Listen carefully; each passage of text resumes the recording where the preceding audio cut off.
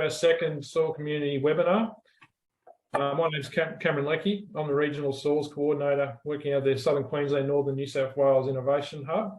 And I've got with me Kate, who's one of the operations officers from the Innovation Hub, who's going to be helping run the webinar today. So this is the second webinar, as I mentioned. The first one we covered the Smart Farm Small Grant Soil Extension activities, which were the projects are being run in this area. Today we're going to focus on the drought resilient soil and landscape projects, plus I'll have a bit of a chat at the end. So let's get into it.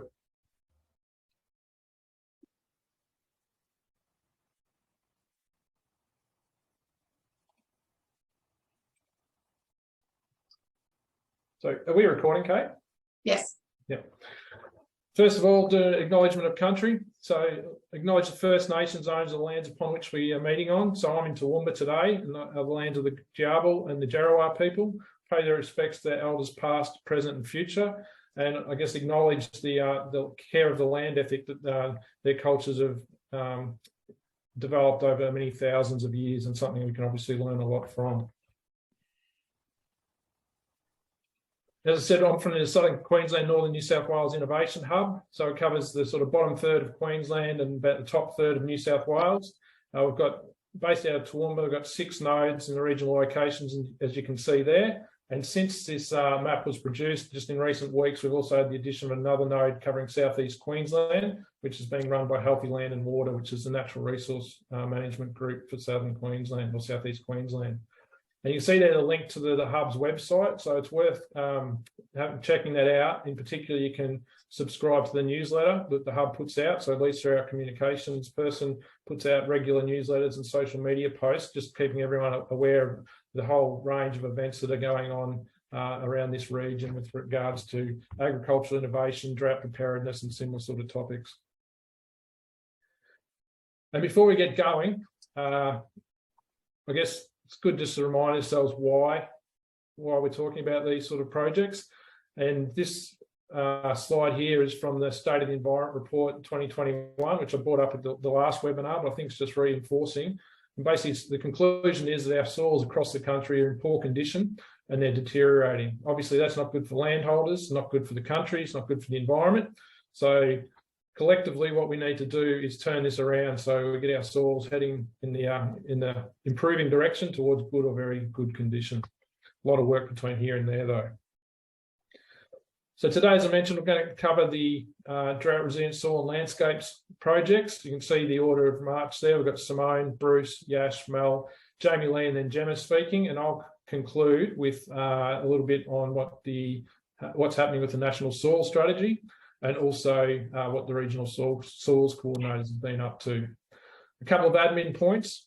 First of all, if you have any questions, please place them in the chat box. Kate will then ask on your behalf to the appropriate presenter. At the end of the webinar, we'll have a bit of an open session so we can just do a bit of chatting rather than having people ask questions directly during the presentation, just to make it run a bit smoother. I've got down there a poll. We were going to have a poll, but we're just going to change it. I've got a question later on in the presentation. If you feel that you have an answer or a response you'd like, if you just put that in the chat as well. I guess the final administrative point is that, or second to last administrative point, is that if you don't have your Zoom session on mute, can you please mute that unless you're actually speaking, just so we don't have any interruptions. And the last point is that this is being recorded and it'll be uploaded after a little bit of editing to YouTube so that people who've registered or other people can watch the webinar at a time that suits them. All right, so what the focus is today is drought resilient soils and landscapes. So as I mentioned, we covered the Smart Farm Small Grants soil extension activities projects in the last webinar. That's funded out of the National Landcare program. The drought resilient soil and landscapes projects are similar to a degree. They're funded out of the Future Drought Fund, but incorporates both soil health as well as more landscape and grazing matters. So that's what we're going to talk about today, or the presenters will talk about today. Funded, as I said, by the Commonwealth through the Future Drought Fund. There's been $23 million invested in 26 projects across the country.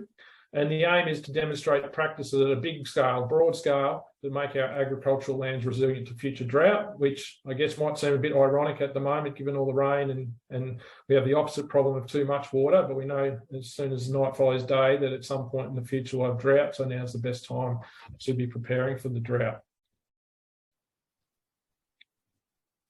Okay, so our first presenter is Simone Parker from Churup, based in Emerald. So I'm going to stop sharing my screen, Simone, so you can bring yours up, and then Simone is going to be talking about the improved drought resilience through the demonstration of practices that maximise rehydration of fragile landscapes project that Churup has. All right, so Kate, I'll stop sharing there, have I? Thanks very much, Cameron. Can you see that now? Looking good, yes. Okay.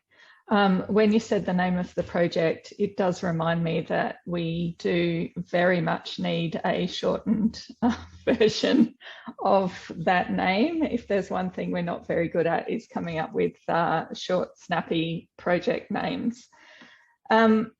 Thanks very much for the invitation to present on the project today. Just to give, I guess, a bit of context or put the project into a picture.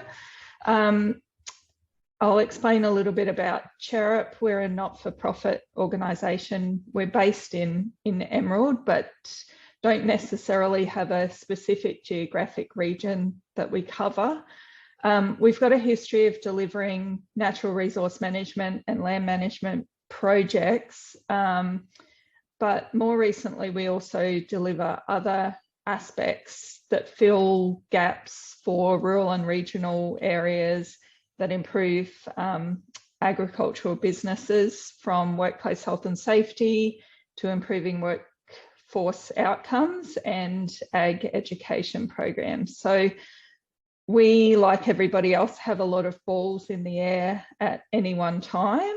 And when this grant came up, we really didn't think that we had the capacity or the, I guess, or a really good chance of being successful even.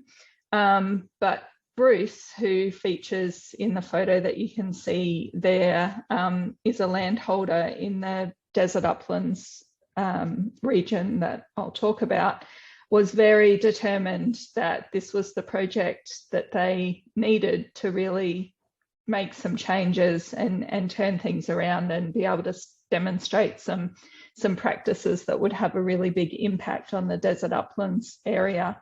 The desert uplands geographically is fairly isolated, and it's also on the outer edges of any of the bigger NRM groups.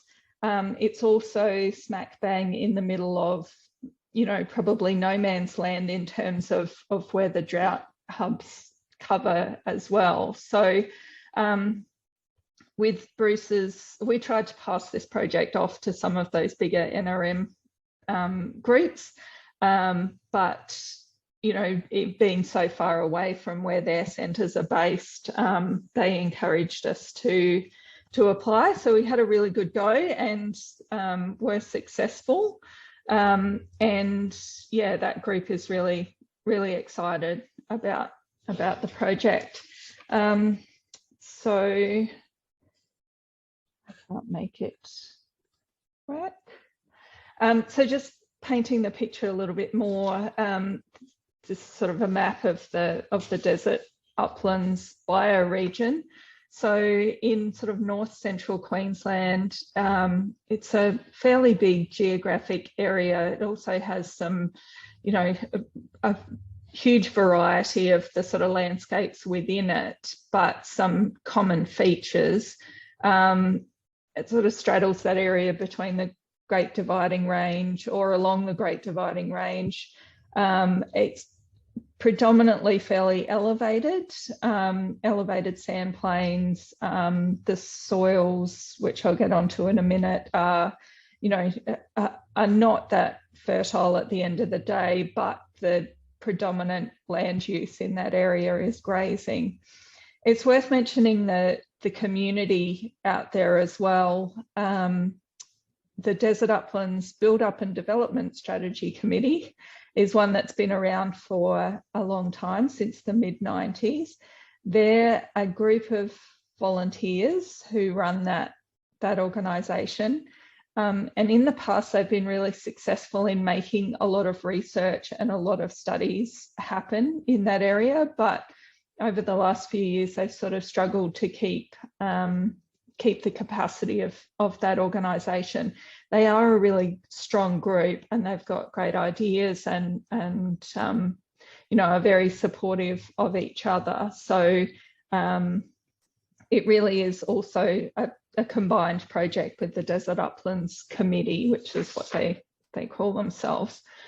So if we paint the picture a little bit further, the area is obviously, you know, if we're talking about drought, it's an area that is subject to really extended dry periods, and when the rain falls, it does so fairly intensely.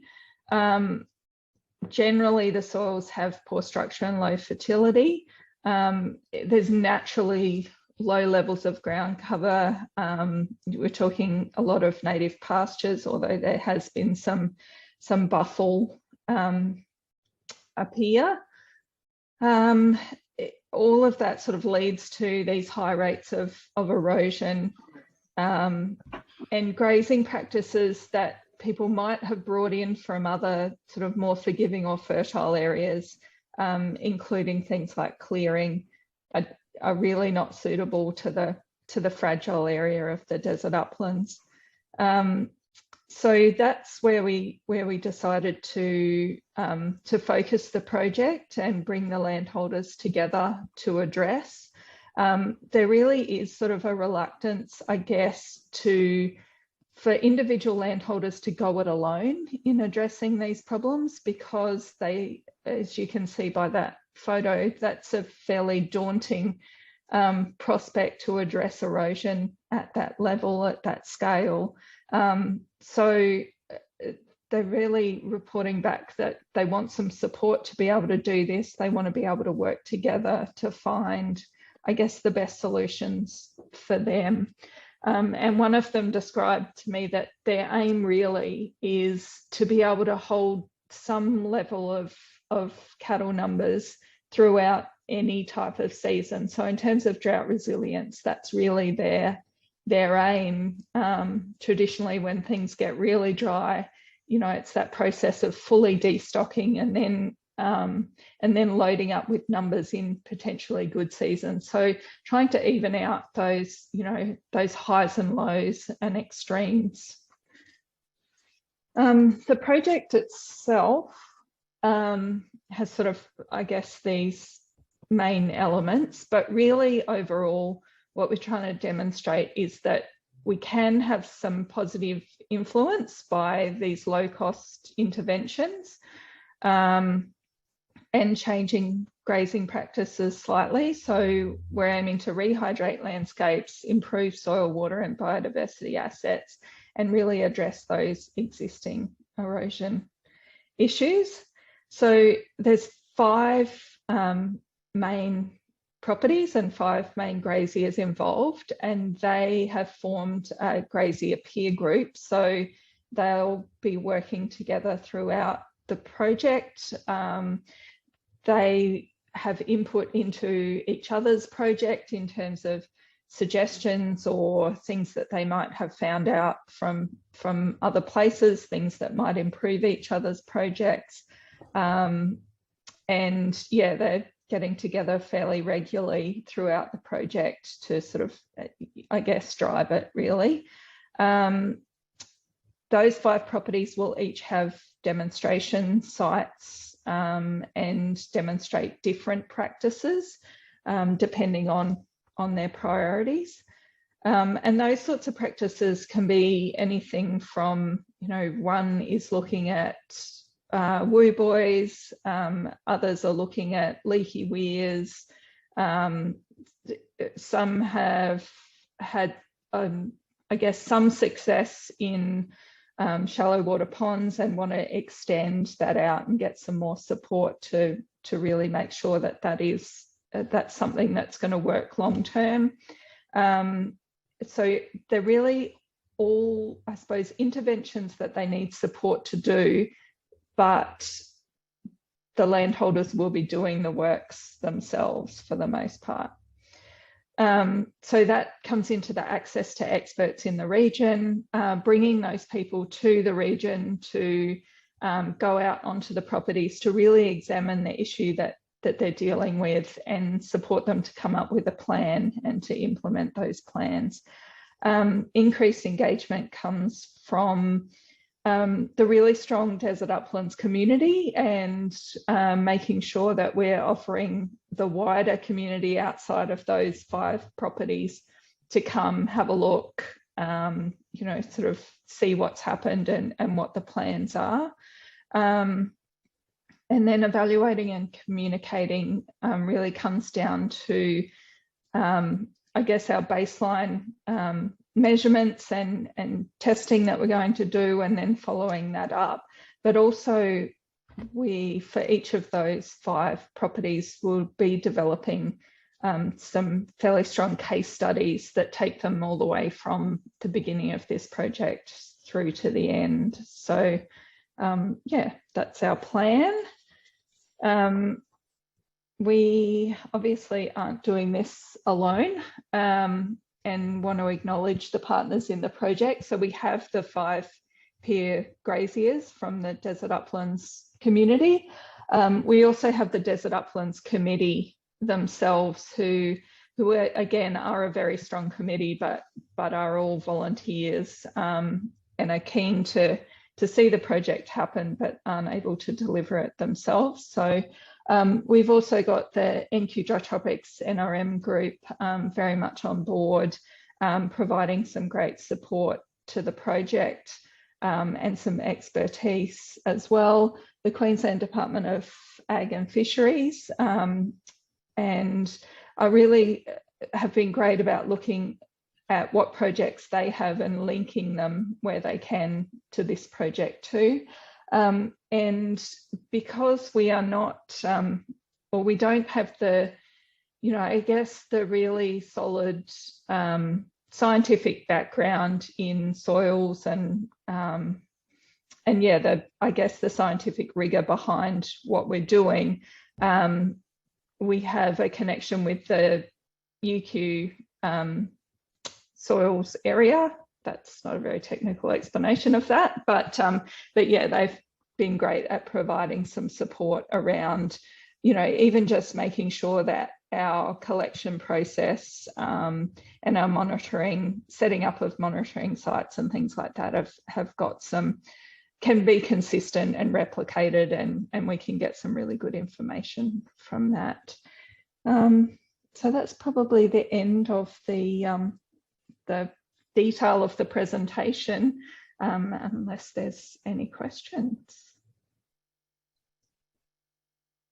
Great, thanks very much, Simone. Do we have any questions, Kate? Just remember, if you want to ask a question, to put it in the chat box. I guess I got one question I asked. So you talk about access to experts. Mm-hmm. What sort of fields are you talking the expertise coming from? Really, I suppose predominantly, you know, that soil conservation expertise, but also, I suppose, grazing practices more generally. Yeah, just being able to, I guess, members themselves and the 5 graziers have gone a long way to developing themselves and developing their own properties. You know, they've all done their own form of development in terms of going to courses and staying informed and keeping up with different practices. But I think for them, some of the issues that they're facing are quite overwhelming to them, and just knowing that they've got that support or somebody to help them to come up with a robust plan for their situation is the important part for them. All right, thanks, Simone. Did we have any questions? Other questions, Kate? Yeah, one question: are the graziers practicing rotational grazing? For the most part, yes. Not 100% of them, but I would say there's probably only one within the 5 properties that isn't. Yeah, but they use fairly conservative stocking rates. Yeah.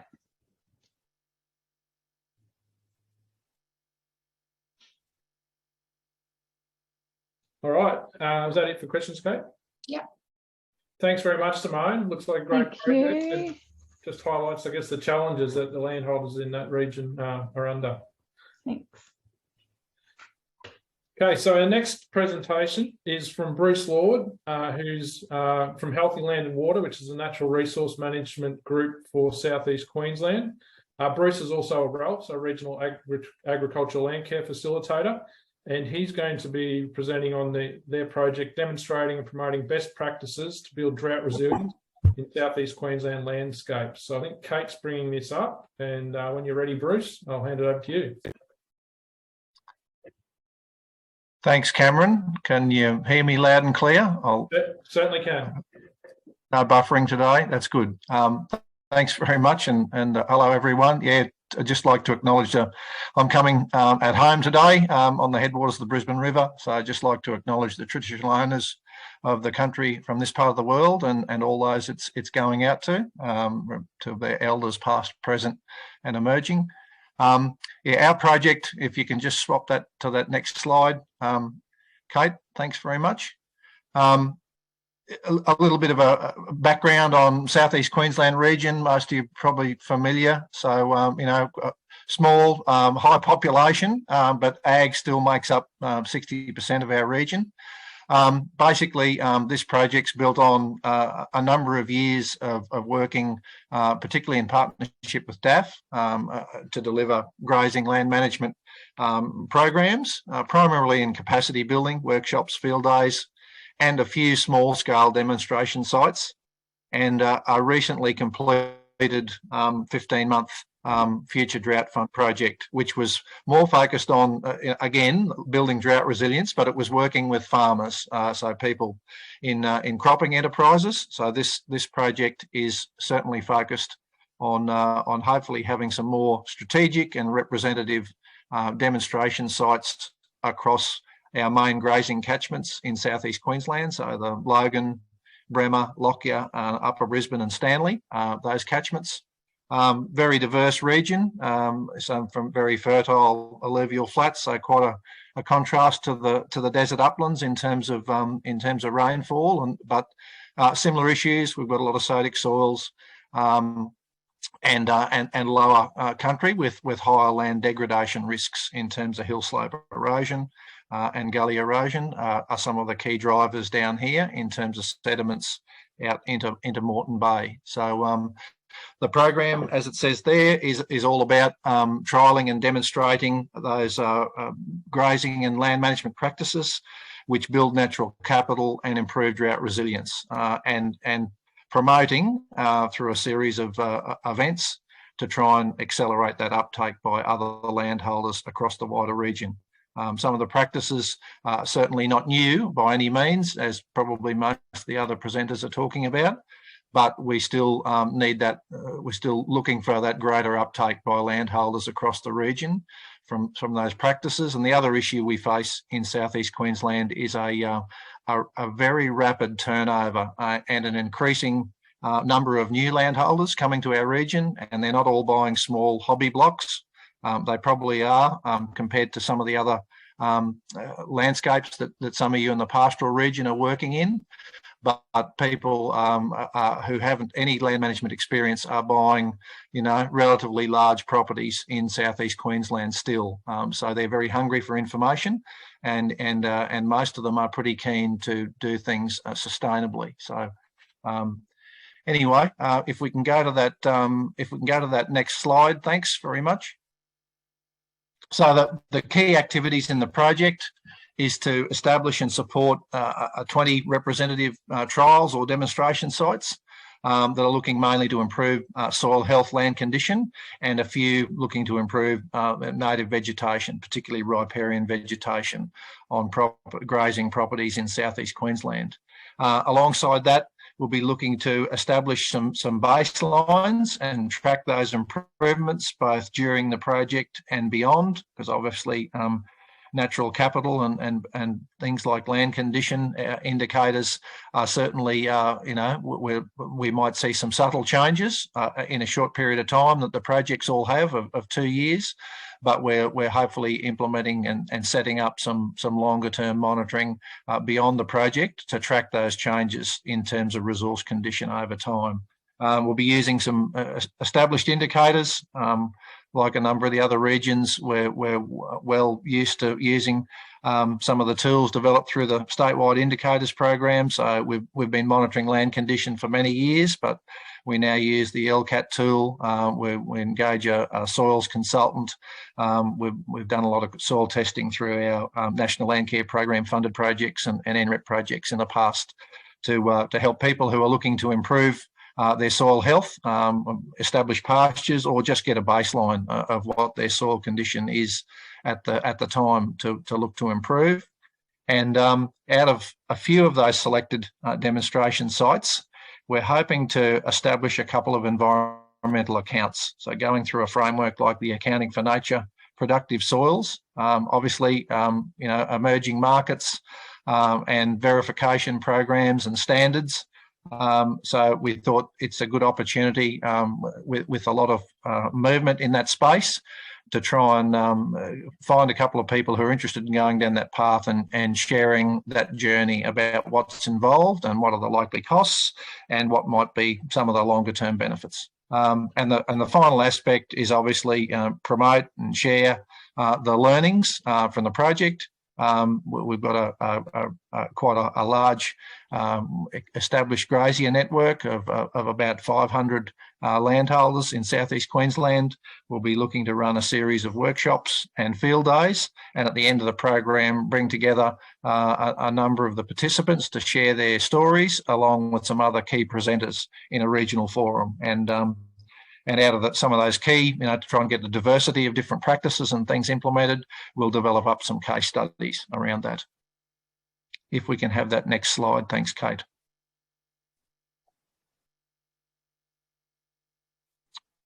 So those intended outcomes, in keeping with the desired outcomes for the overall program. So increasing that landholder understanding, skills, knowledge, and particularly confidence. To both develop those effective adaptation and management strategies and also implement some changes on ground where there's areas of concern to ensure that their natural resources are in good condition and they're better placed to prepare and manage for future drought or not necessarily only drought, but their landscapes are much more resilient to respond to any significant climate impacts going forward.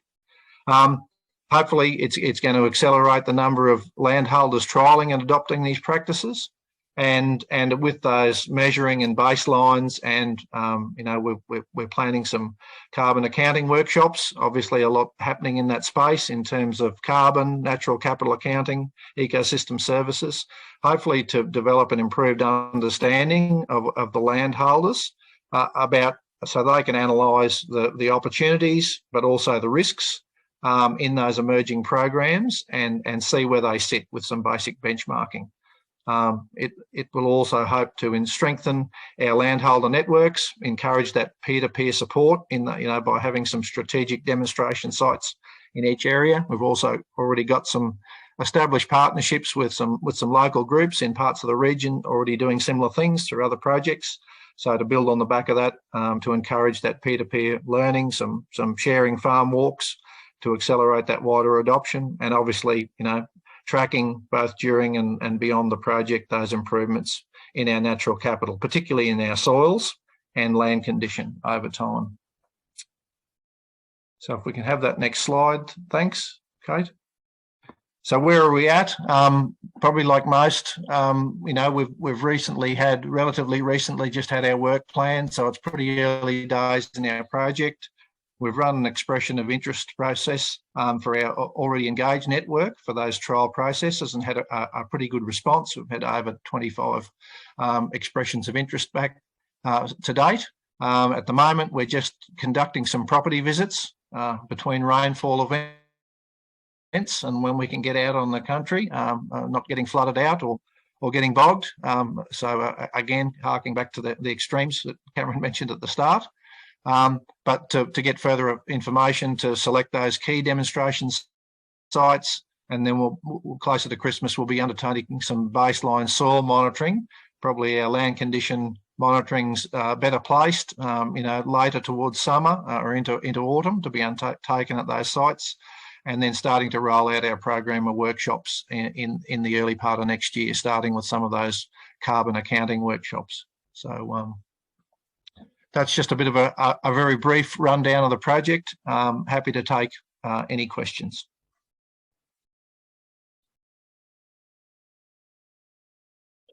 So a couple of questions. What do you identify as the key indicators for change for future drought resilience? You mean the landscape indicators, Kate, or just I'm not sure about the question there. And can you clarify that further? Thank you, Bruce. Good presentation. Yeah, just from your perspective, what are the key indicators that you'd be looking for to identify change for future drought resilience? What's your feeling on that at this stage? The two things I suppose is in the biophysical changes that we'll be measuring. Yep. So and as I said, they're longer term, probably beyond. We're not going to see massive changes in soil health or land condition in 2 years. That's acknowledged, but by at least setting up those baselines. The other thing is obviously in the learning. So all the programs, all our workshops and field days. There'll be surveys pre and post, and obviously a final program survey to see how those changes in knowledge and skills, attitudes and confidence to either implement, and hopefully following up with those people to see who have within the life of the project or either have started or are planning to implement some of those changes on their properties. And I suppose the other one would be in terms of that group sharing and learning. I would imagine in terms of that peer-to-peer support and growing that established network over time. We're hoping to encourage. We've already got the region dominated by lots of smaller to medium-sized grazing properties.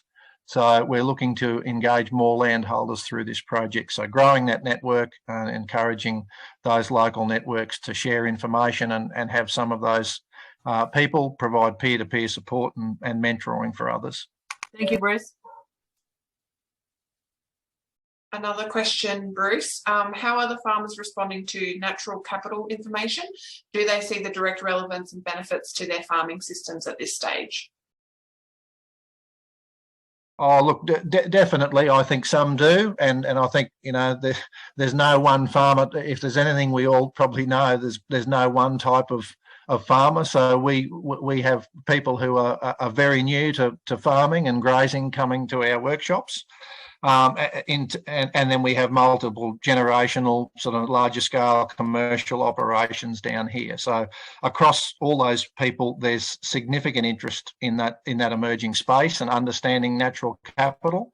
A few people have participated, a number of people have participated in the programs before and have got some baseline measures of their soil. But I think some of the tools that are out there in terms of their vegetation assets, and a few of us have been through a carbon accounting framework, and that really highlighted how some of these are accounted for. So, but I think there's definitely a growing interest, and part of the program objective of demonstrating those carbon accounts and our carbon footprints, and also hopefully running through a couple of environmental accounts will hopefully demystify or actually put into pretty clear focus, what are the costs, what are the benefits, and actually how these things work, and then they can possibly choose and to make probably more informed choices if they wish to participate in some of those schemes or avail themselves of some of the service providers that are out there in the marketplace, providing a variety of services from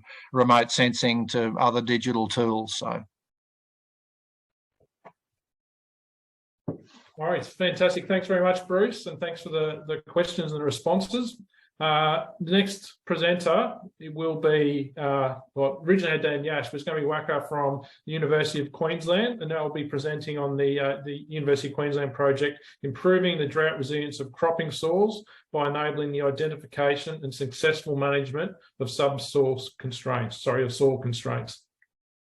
So Waka, do you want to share your screen? Yep.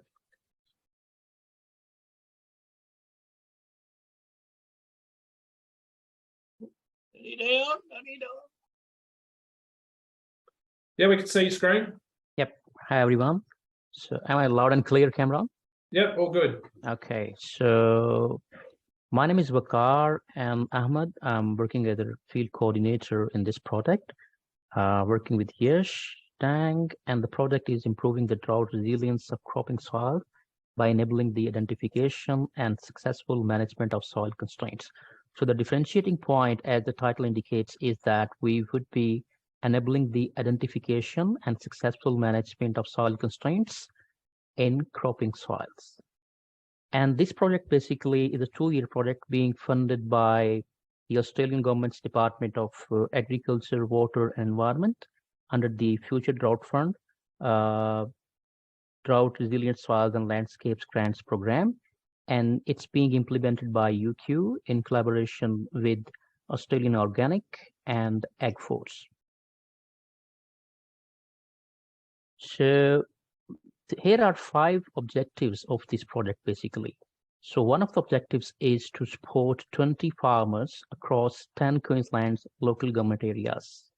20 farmers, support 20 farmers, and then establish and monitor 20 farmer-led replicated demonstration sites to test the identified management practices against current business as usual. So whatever the farmers are using the practices, the traditional way of cultivating are the management practices. So we would basically comparing the already proven and non-mature practices as compared to the business as usual. So we would be promoting the project and the management approaches being trialed to the broader agriculture community at 10 field days, 1 field day per LGA. Then we would develop a management toolbox containing fact sheets, YouTube videos, and cost-benefit analysis that will increase the capacity of farmers in the region. Then we would promote the results of the project and management toolbox at 10 regional field days, 1 workshop per LGA, field days and workshops. Basically, we would involve the farmer from the site selection to holding awareness raising events. So previously I talked about the 5 objectives of the project. Now here is the detail of the activities which we would be doing with the farmers, starting from site selection to holding field days and awareness raising workshops, working with the farmer on Constraint ID. So Constraint ID is a web-based tool, basically, which UQ developed in collaboration with GRDC and another software, developing company in Queensland. So we would collect sample and then going for the analysis that indicates the targeted management of their soils. We would select the treatment and apply the treatments, and then we will continue working with the farmer on all these activities. And importantly here is the use of drones for crop monitoring as well. Then in the end, we would be holding field days and awareness raising workshops with the farmers. You can see here is the team. And on your right-hand side, you can see Dr. Yash Dang. So basically, this project is his brainchild that was further developed in consultation with this team. And our team is diversified in nature, consists of academicians, researchers, technical officers from industry and also UQ, and also we have in our team the economist and sociologist as well. And the team is saying good day to everyone. All right, so here is the list of local government areas where we would be working with farmers. 10 LGAs: Balonne, Banana, Central Highlands, Kundavindi, Edek, Maranua, South Burnett, Southern Downs, Toowoomba, and Western Downs. You can see on your right-hand side, this has been developed in consultation with the farmers, and these are the contact farmers here who have expressed their interest to be part of this project. So as far as the progress to date is concerned, what we have done so far, the project support staff is on board now. So we have developed project guidelines that includes detailed information, what to do, what not to do, what we are going to cover, the scope of the project here, and how we would be collecting the samples and criteria and indicators for the selection of the farmers as well. And we have developed the activity matrix, includes Gantt chart with the dates and the project brief. So what we did initially, we collected the information about the contract growers from different projects, and there were about 600 farmers.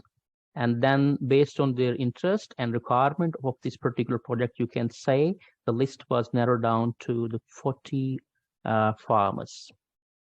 And then we have started having individual Zoom meeting with the farmers to expedite the site selection and educate them to use constraint ID. As far as the constraint, as far as the constraint ID is concerned, basically, it's a web-based tool for identifying soil constraints. And as I indicated earlier, that this was developed in collaboration with University of Queensland, GRDC, and DMH softwares. It's a very important tool that would help the farmers, the agronomists, to know, to understand their winter cropping yield variations and its relationship with the soil variability. So it's basically an archive of satellite imagery, and here is the link to access to the constraint ID. As far as our targets until December are concerned, so the focus would be on site selection for on-field demonstration, and we would be closely working with the farmers on constraint ID. And then, of course, the next target would be to collect the sampling, go for the soil sampling and the analysis that would be helpful for the targeted management.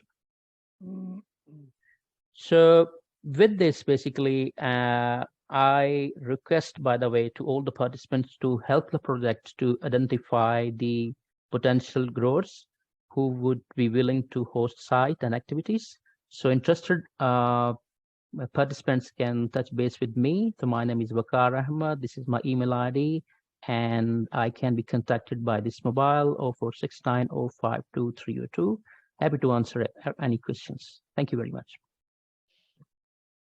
Thanks very much, Waqar. Just while Kate's looking through the questions, just with constraint ID, does it cover all the cropping areas, or is it limited to a certain geographic region? Basically, this is applicable, you can say, at the moment at the Queensland and New South Wales as well. So at the moment, the focus is only on 2 states across Australia. Yeah. Is there plans to extend that? Definitely, we would be going for that, but it depends upon the interested parties and the number of growers. Yeah, no worries. Thanks. Kate? No questions so far. Just is constraint ID available across all regions? Well, at the moment, as Waqar has already mentioned, that this GRDC project was only for the northern region, and we developed this constraint ID for the northern region only. But there had been recently, we have seen a demand from south and west as well, and we have put those, we have highlighted those to GRDC, and if the funding comes, we will be definitely be looking forward to extend it to the other regions as well. Wonderful. We have a couple of just comments in there about collaboration with events. So I think it might be best after, I see some contact details are in there, but after the webinar, we might share around all the presenters' contact details to so people can make contact. So Simone and Rhonda both would like to, keep in discussion about where you're planning on having events and see whether they can help or collaborate. Yep, thank you. Great. Thank you very much, Simone. We will look forward to hear from you. If you can help us with identifying more growers, that would be really great. Excellent. Thanks very much, Waka and Yash. Looks like another very interesting project. So we're now handing over to Mel Keel, who's from RCS, Resource Consulting Services, to present on their project, Scaling for Impact in the Rangelands, a Drought Resilience Extension Program. So over to you, Simone.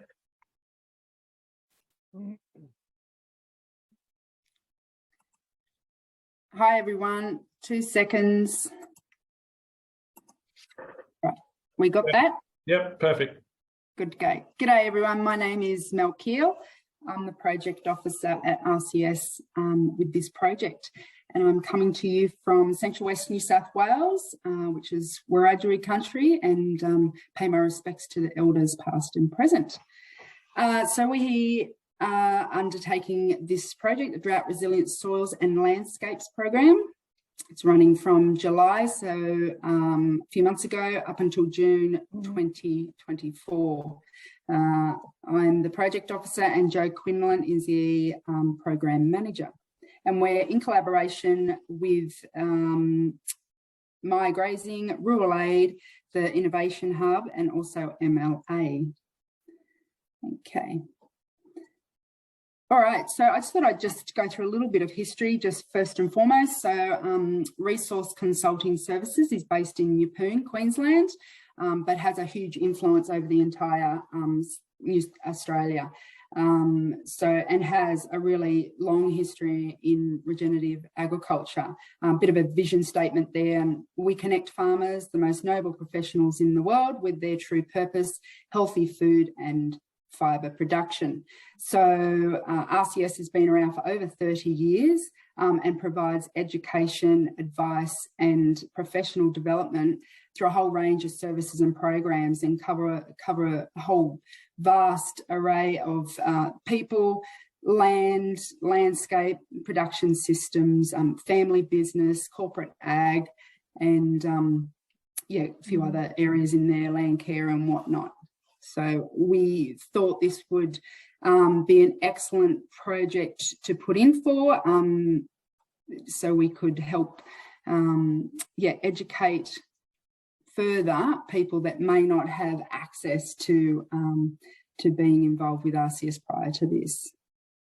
Alrighty, so the purpose of the project is to implement improved grazing management and drought resilience practices in northern New South Wales and southern Queensland rangelands. Now, I put a little photo there. The project is looking at 7 particular LGAs, that being in northern New South Wales. So we have Burke, Cobar, Walgett and Moree. And in southern Queensland, it will be the Maranoa, Balloon and Gundawindi local government areas. So collaborating with Meat and Livestock Australia, MLA and the Drought Resilience Hub, NRM and various Landcare groups and Rural Aid, the project will equip graziers with the knowledge, tools and capacity to manage their landscapes. We want to see soil improvement and ensure higher productivity and profitability during and following a drought. The project includes practical on-ground change that is informed by the Drought Resilience Hub stakeholders research. Deliverables include in-person and online training, combined with peer-to-peer learning in regional groups. The purpose of the activities will be to concentrate on drought resilience activities that educate, monitor, evaluate and create confidence. We want to produce on-ground practice change, and we want to, probably just as importantly, we want to showcase how the project activities positively impact the landscape to influence adoption at meaningful scale. The project aims to challenge the conventional practices and promote ecological renewal by managing stocking rate to carrying capacity in preparation for drought conditions. We want to use rainfall and weather data to undertake evidence-based decision making and improve the overall drought resilience on people's properties. Participating businesses from Roma, basically down south to Dubbo, will implement changes as part of the program and prepare their farms for changing climatic conditions using the online grazing tools, the face-to-face learning, the facilitated district link groups, and the one-to-one mentoring via an RCS advisor.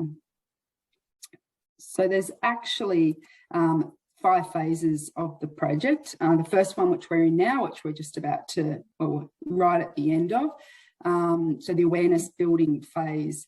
So we had engagement activities undertaken that we wanted to strengthen the networks and result in grazing businesses applying and being selected into the project. We held 2 field days in the regional areas in both New South Wales and Queensland. One was in Cobar and one was in St George, where we had we saw potential uptake for applicants there. The project has a target of 38 grazing businesses that reside within the allocated LGAs and in managing at least 80,000 hectares. The collaborators in the project all disseminated their information via contacts, membership bases, newsletters, social media, and to ensure the opportunity was not lost. We know that we hear a lot of people when these projects are finished or halfway through that they didn't even hear about it. So we really did a really big promotion campaign to try and make sure the word got out there and we could attract anyone and everyone. So phase 2 is the educational phase, and it's just about to kick off. So there'll be in-person and online training, and from the accepted businesses, and when I say accepted, those businesses had to be within the LGAs, so they've all been cross-checked to make sure they're within that local government area. 2 people are eligible to attend the grazing clinic, and then so there's one booked at Burke and one booked at Gundawindi, so trying to make those in areas where it was easy for people to get to and regionally based. They're also able to attend all the online sessions, including enrolment into the RCS online drought preparedness course, and they're able to work through those modules at their own pace over the next 18 months, and they can do that as a business. So the further education and tool also includes they receive a 2-year Maya grazing subscription. Maya technicians will onboard the participants into their grazing tool, and they will assist them forming a baseline, which we will use obviously at the end of the project as well to do some reporting. So phase 3 is the mentoring and coaching, and that'll take effect from December, just after the grazing clinics occur, right up until June at the end. So there'll be 6 monthly online learning sessions delivered through RCS district link groups, which will be peer-based and formed regionally and facilitated by an RCS advisor. So we see these as a really, really important part of it, forming those regional groups with the people in the project that are regionally based, so that they can talk afterwards and network afterwards. And we feel that will be a really good opportunity for them to then take it out to the community, talking to neighbours and whatnot, and you know, letting them know what they're involved in and hopefully create interest. So there'll be 5 Maya grazing management tool webinars in the first 12 months. There'll be dedicated support and mentoring using the online grazing tool. So businesses, well, we see this, so businesses can make informed management decisions around their stocking rates, rainfall and biomass on hand. There'll be 8 hours of remote one-on-one coaching per year via an RCS advisor. So that'll be 16 hours over the entire project. And this will help solidify the learnings from the grazing clinic. Those advisors will work participants through creating their own drought plan and support the introduction of monitoring points, assessment of their ground cover, matching their stocking rate to carrying capacity, and allowing for decisions to be made confidently and timely. We also see this as a really important part of furthering their education and their confidence to make those decisions after they've learnt those skills. Phase 4 is the promotion and community engagement, which we see as a really important aspect of this project. We want to use the networks of influence to showcase and communicate the program's achievements to encourage further adoption and uptake of project activities ongoing after the project is finished. So we'll produce 3 case studies to demonstrate the practical benefits through a range of topics, including ground cover, ecology, regenerative grazing practices, and soil health. We will conduct 4 field days, which will attract grazing businesses within and beyond the project, and we'll have social media posts showcasing project activities. Along with that, we'll also be doing a video that will be uploaded to YouTube to be an ongoing reference going forward. Okay, and phase 5 is the monitoring and reporting part of it, which we all love. It needs to be done. So we've taken baseline surveys now, and Maya will also do a series of those as well for their grazing tool. And then we'll evaluate this, we'll document and analyse the data around the ground cover, soil health, rainfall, stocking rate to carrying capacity, and practice adoption change through that Maya data, which is entered into the system. And we want to also analyse the influence that the mentoring, support and training has had on participants and businesses. So surveys obviously will be taken at the commencement and at the finish to establish attitudinal shift towards drought resilience practice change and their newly learnt concepts. And we see this as a really important part. A lot of the business that have been attracted into this project maybe didn't make great decisions in the drought. They didn't have the tools or equipment to make those decisions. So we're really wanting to see that attitudinal change and giving them the skills and the confidence to be able to make decisions prior to them becoming, you know, right at an emotional time when they're stressed. So if we can try and, you know, equip them with those skills beforehand, we see that as a huge game changer when entering dry conditions again. So we've had a couple of little issues to date. We're only a few months into the project, but we were quite slow to recruit applications. We did extend them by 2 weeks, but what we did do, there was a target of 38 businesses. We didn't actually reach that. A variation was put in with the notion that the area influence will be far exceeded from the 80,000 hectares to just over 226,000. So that's what we have to date, and that's what accepted into the project. So it's nearly triple that area of influence. So we see that as actually a far better outcome, much more landscape that we can put these skills and tools to use on. So that was just one of the issues I thought was interesting to note. Yeah, and that's basically it. But if you'd like to know any more about the project, obviously my name's at the top there. Jo Quinlan is actually the project manager, or RCS in general is there. And that's it from me. Thanks very much. Thanks a lot, Mel. Great presentation, a great project. I've got one comment and a question just while Kate sees if there's any other questions. I went to the St George Field Day back in August, I think it was. We had a station out near St George where they've been implementing these sort of practices for some time. And it was just great to see both how healthy the landscape was and the cattle were, but also the people and the vibe was very, very positive. So I guess my question is, you talk about mentoring and one-on-one and mentoring. How important is that? Do you think that sort of dedicated support to people looking to implement practice change? Oh, Cameron, it's hugely important, and why we believe will be a key indicator for change in this. We often see people go to courses, they might spend a day or two or even a week at a course. When they go home, there's no one there to hold their hand, support them to go through actually implementing changes. So the whole reason the mentoring is there after we do the grazing clinic, they can go to their mentor with questions, they can guide them through it, and it'll be ongoing. So it'll be sort of small snippets over 18 months. So it's a really ongoing process, and we believe that that's where the change really happens. Brilliant. Thanks. Is there any other questions, Kate? Yeah, there was a question asking why do you think there was a slow uptake in such a great project? Good question. I asked the same thing. Look, I've had a lot of influence in Landcare prior to this, and I sort of went round and asked the same question, but I know a lot of people were having some issues with uptake at the moment.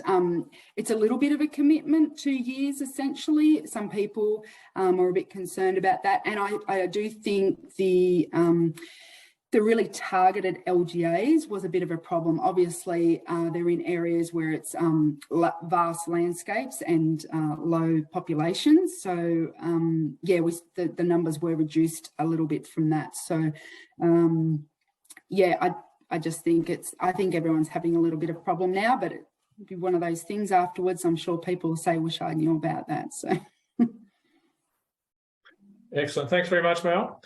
Okay, so all right, moving on now, I've got Jamie Lee Edwards from the University of New England, who's going to be presenting on the Drought Resilient Pasture Landscape Scaled Through Community of Practice project that they are running. Hello, everyone. My name is Jamie Lee Edwards, and I work at the University of New England, UNE in Armidale. I am the project officer for Drought Resilient Pasture Landscape Scaled Through Communities of Practice. This project is led by UNE's Professor Lewis Kahn, Mr. Peter Fitzgerald, and Dr. Sarah Micah. As Cameron mentioned earlier, this Drought Resilient Soils and Landscape project received funding from the Australian Government's Future Drought Fund. I started in this position only earlier this month, so I'm fairly new to the project, but I will give you an overview of the intentions and the software that we'll be using. We all remember these scenes in various forms and the impacts the drought had on our communities. The purpose of our project is to coach groups of farmers in the science and craft of managing livestock systems for climate resilience, with the aim to build enduring communities of practice.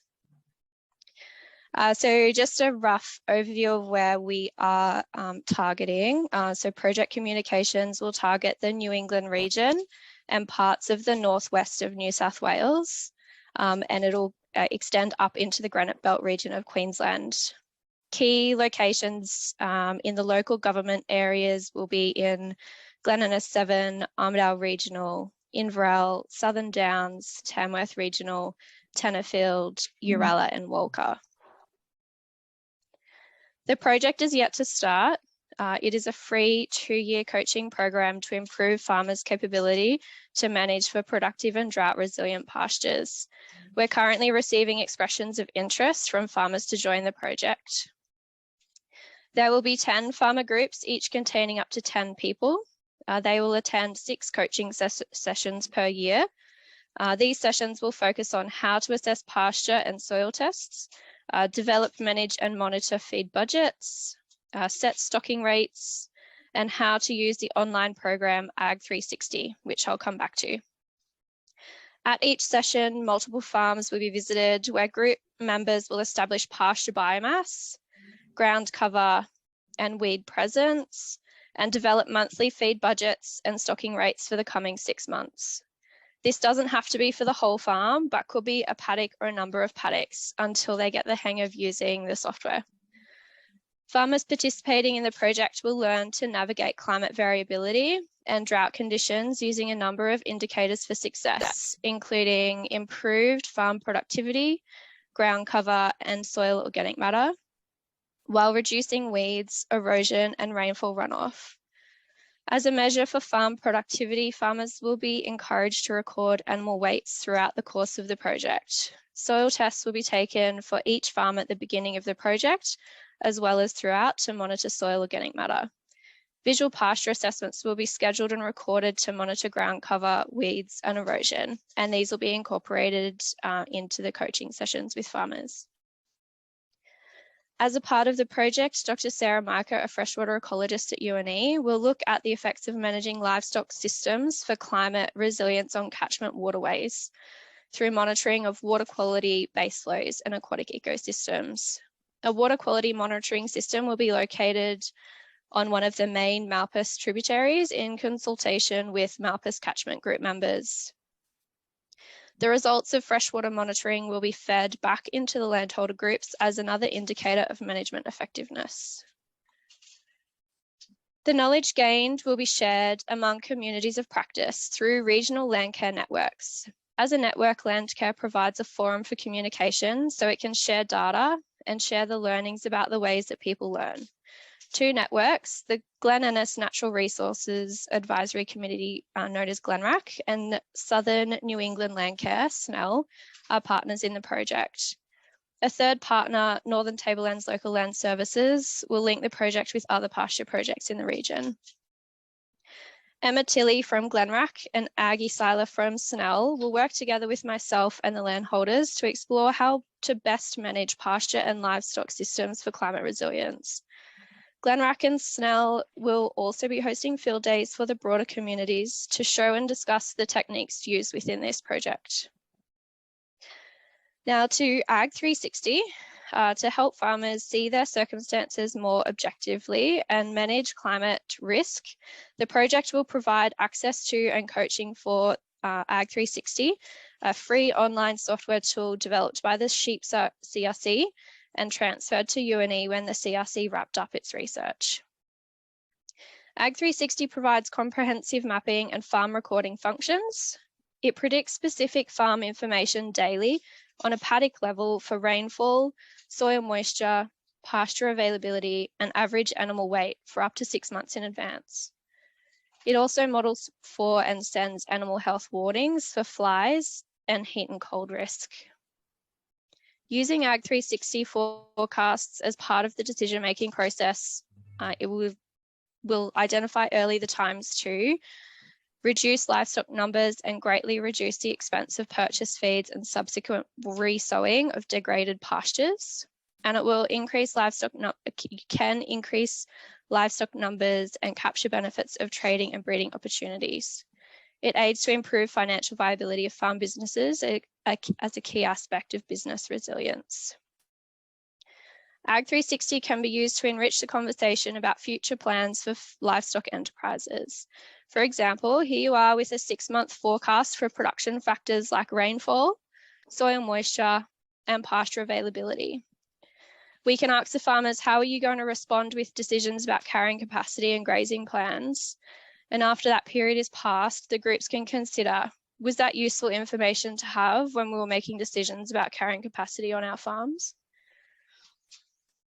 So once we establish the process for how these groups work, we're hoping that we'll develop something that can be rolled out across the country. Each group could work independently, but they could all be linked together to share regional successes and failures. I'm excited to see this project come to fruition and work with landholders and networks to assist in effectiveness of managing for drought resilient pasture landscapes. Fantastic, Jamie Lee. Thank you for that presentation. Just a quick comment on Ag 360. Is that available only to participants in the project or to graziers outside of the project as well? No, it's an online tool that's available to grazers outside of the project as well. And is it restricted geographically? That's a good question, Cameron. I might have to specifically ask Lou Hogan. I don't know if she's still handy or whether she's had to pop off. Oh, yeah. X36 Sorry, Lou, we is dropped calibrated out. And Australia. You keep muting yourself, Lou.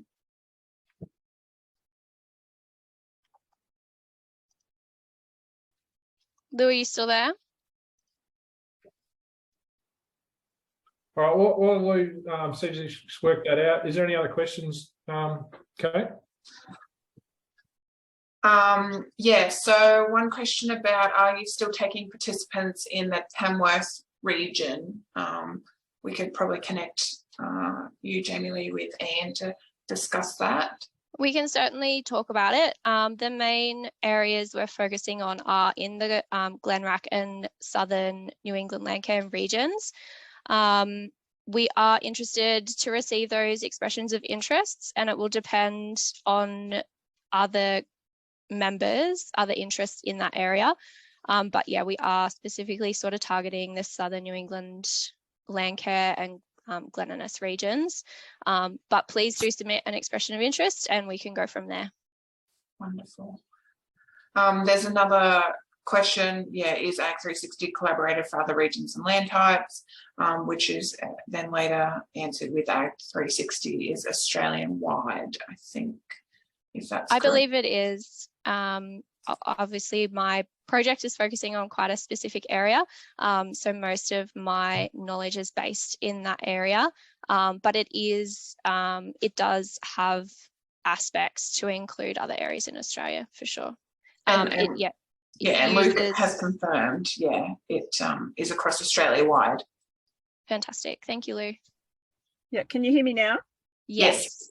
Yeah, sorry. It is calibrated right across Australia. We have weather data for all of Australia.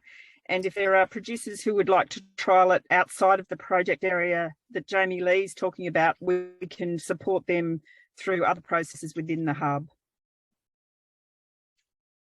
Thanks. Thank you, Lou. And All right. Yeah. Excellent. Thank you very much, Jamie Lee. Look forward to hearing more about the project. And now I just want to stop sharing your screen, please, so I can hand over to Gemma Turnbull. Gemma is a return presenter. She also had a project under the Smart Farm Small Grants, which she presented on at the last webinar, and she's going to present on a Western local land service project, Perennial Pastures, Resilient Rangelands.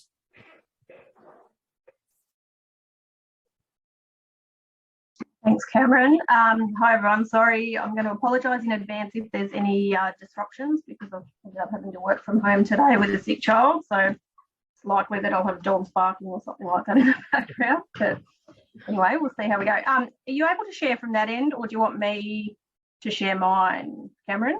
Which would you prefer? It might be better just bandwidth-wise, if that's all right. Okay. Just don't want to tempt too much fate. Sorry. Yeah, Kate, I'll do that now. Thanks, Kate. Sorry. Just playing devil's advocate here.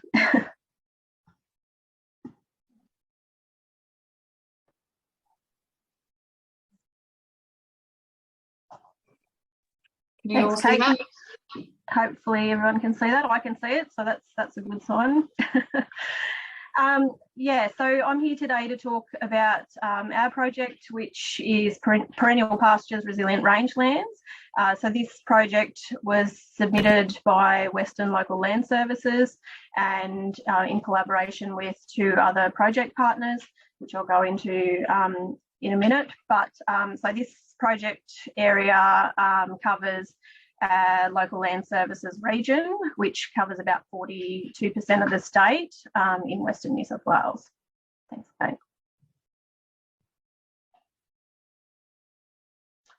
As you'd all be aware, given that the presentation we all put in for the same round, so that Drought Resilient Soil and Landscapes program. So we received our confirmation in April, which was very exciting. Our project is valued at around 920,000, and as with everyone else, will wind up in June 2024. So the aim for our project is to improve drought resilience by managing for biodiverse pastures with a specific focus on establishing and managing those perennial species. As we're all aware, the restoration of perennial pastures generates significant private and public benefit. So for the landholders, for them to be able to establish and manage those pastures means that they're more prepared for and resilient to drought events. And because those systems obviously link directly to landscape stability, to livestock production and to just general profitability. But as well as that, there's the added benefits of improved biodiversity, carbon sequestration, improved air and water quality, improved ecosystem function, and just the general viability of those communities in rangeland areas. So in terms of the project team, as I mentioned, the project was submitted. We worked with our project partners. So Western LOS, as I mentioned, is the lead agency on this project. So we'll be providing the local knowledge, the the capacity for delivery on a local scale. So it's sort of our relationships with our landholders that form the basis for this project. And then the New South Wales Department of Primary Industries are major partners as well. So there's a number of staff from New South Wales DPI that are involved in this project, and they'll provide knowledge and expertise in the regeneration of perennial pasture species, in grazing management, establishment of demonstration sites and monitoring. They'll also provide expert opinion on, which I'll get into in a minute, but the compiling of the information relating to some of the historical and current strategies for perennial pasture regen, and particularly importantly, the relevance of those in a rangeland environment. Pringle Environmental Consulting, so Hugh Pringle is also involved in this project. He'll be providing advice in areas relating to rangeland rehabilitation and regeneration techniques. Okay. So just a basic breakdown of our project activities. So there's a number of different components of the project that'll all come together at the end. So in terms of some of the existing literature that's around, as a lot of people would probably appreciate, there's an abundance of literature, both published and grey literature. But for landholders, the information they need, that's not the sort of format that is friendly to them. It might be hard to access. The resources themselves may be slightly outdated. You know, they may not be fit for purpose, or just often hard to access, and people don't realise that they're actually in existence. So what we're aiming to do, because at the same time we obviously don't want to reinvent the wheel, so what we're aiming to do is to conduct quite a thorough review of that literature that's available. We've got old boxes in offices even, of things that we're going to be going through, and pull that all together, and figure out what's still relevant and compile that information into a more user-friendly format. Semi-structured interviews. So, again, we can all appreciate that landholder knowledge and experience just can't be undervalued. So we're looking to capitalise on that by speaking to the landholders themselves and identifying work that they're aware of that's been completed. It might be in their area, it might be something that they've trialled, just general observations. So we want to try and incorporate some of that knowledge into the project. And then the existing sites, we want to revisit some of our existing sites. There's been a lot of work done, it might have been 30, 40 years ago, that still, can sort of demonstrate some value to the project. So we'll be looking at some of those older sites, trying to identify their suitability and their relevance to this project or to the work that the landholders might be looking to undertake. And where applicable, we'll be revisiting some of these sites, and if possible, maybe monitor where they're up to now. So, we'll be using a bit of remote sensing technology for these, combined with just on-ground monitoring. So then we've got the establishment of the community of practice and the demonstration sites. So, with regards to that, we're going to develop three sites, so one across each bioregion of Western New South Wales, and we're going to look at use the group's knowledge to identify some of the regeneration strategies that might be implemented on their property. So much of this will be driven by the landholders themselves and what they'd like to see, and that group that forms around those host landholders. So, just I suppose some of the regen strategies that we may be looking at, but won't be limited to, things like direct seeding, development of seed nurseries, ripping, water spreading, changes in grazing management strategies, and so on. And, while we know that some of these strategies do have the ability to be able to improve the establishment and persistence of perennial species, sometimes because of the sort of harsh and I suppose complex environment of Western New South Wales, it might mean that implementation and timing of those practices needs careful consideration. So we'll be looking at that as well. So we're hoping that by using this community practice approach, we can expand the reach throughout the region. And again, that input from the landholders will be so valuable in our learnings and in getting those sites set up. So, you know, we want to make sure that the outcomes of the project are going to be relevant to the needs of the landholders, which is why we've got to take them along with us. So, and then the communication of key messages at the end. So, you know, again, we want to make sure that what comes out of this project is going to be useful, not just for the people directly involved, but people who might be looking to use the info in the future. So the learnings from the project will be collated into fit for purpose resources and or a guide to look at those regenerative strategies in our region and sharing the learnings from this project with the broader community. So we're going to make sure that it's, you know, if the landholders say that they think, for example, a video is going to be something useful or a glove box guide, we've tried to allow enough flexibility that they can really identify what's going to be useful to them moving forward. So, yeah, so we think that's very important. And yeah, at the end, there'll be obviously a field day as well to try and further extend the messages and results of what we've been doing. So we're hoping or anticipating that there'll be that ongoing legacy through the information that's created from this project. Thanks. Hey, right. So yes, where we're up to now, as most people are probably in the same boat. So our work plan was approved right on the knocker of the 30th of June. And then in late August, we received approval to subcontract. So even though we had written our application with DPI and Pringle Environmental Consulting, we still had to get approval to subcontract them to undertake the work. So once that was granted, we contracted our project partners. We also held a project startup meeting, just an initial video conference one in late June, and then got the whole team together for a face-to-face over a couple of days in July. Next one, thanks, Kate. So after that sort of face-to-face meeting, we had a fairly clear timeline and all of our tasks allocated.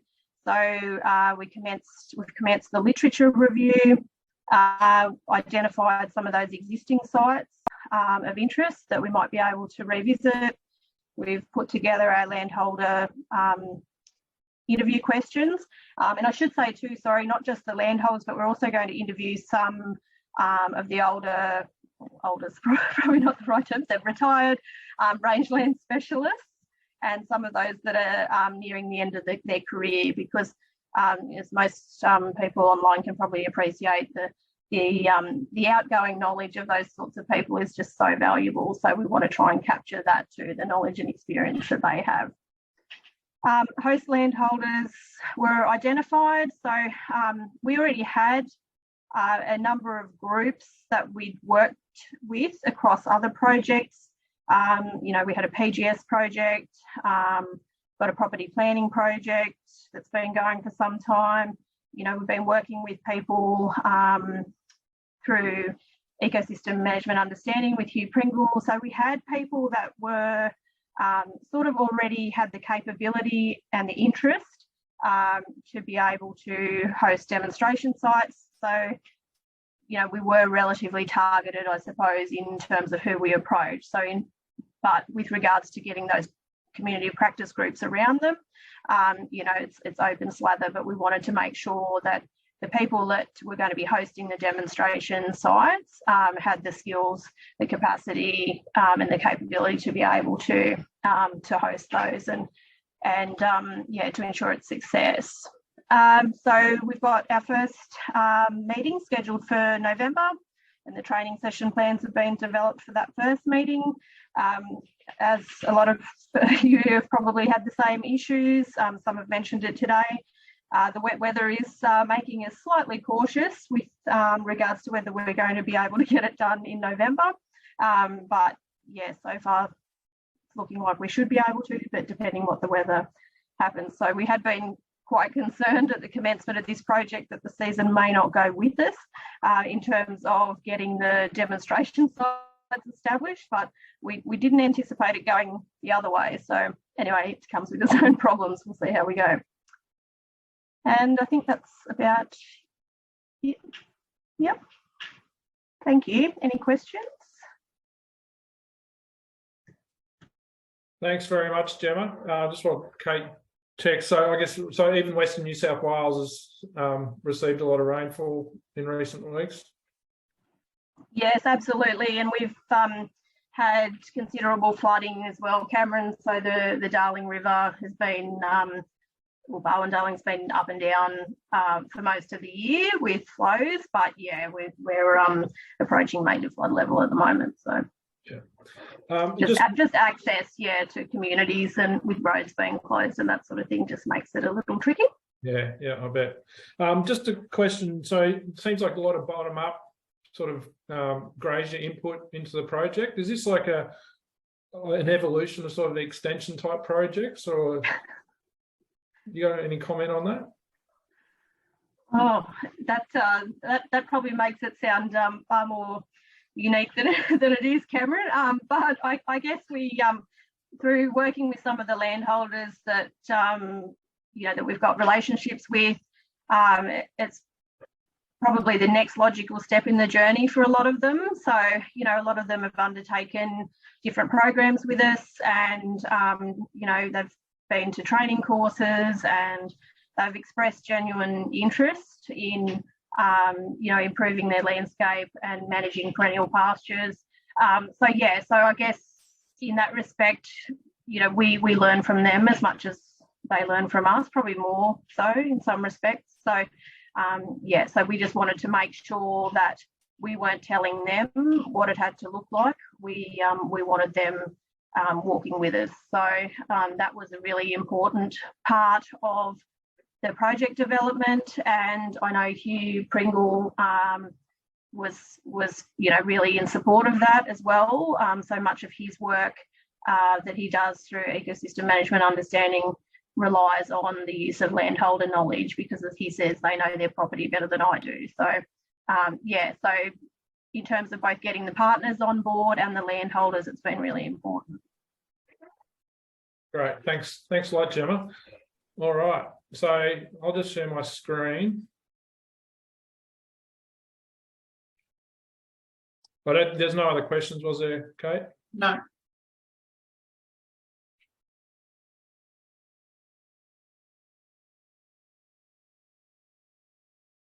All right, so we're running a little bit behind time, but that's fine, because there's been some excellent presentations, very interesting. And just to wrap up, I'll just cover a couple of things from a regional source coordinator perspective. So I'm going to talk about national soil strategy and the soil capacity gap analysis. Just in lieu of the poll I mentioned at the start, if you have any ideas for future webinars in this series, we have some, but we haven't developed any yet, please feel free to put them in the chat box and we'll take that into consideration for future webinars. Talking about national soil strategy, so I went over that in the first webinar. I'm not going to cover any of the detail on that, but if you Google national soil strategy or national soil package, you should be able to find it pretty easy. But the key thing is now that the National Soil Action Plan for 2022 to 2027 has been is out for public comment. I think Kate's going to put in the chat box the URL to it. So if you want to have a read of it, it's available there. It's only a draft at the moment. And of course, we're encouraging people to provide feedback on this draft plan before it becomes the final document.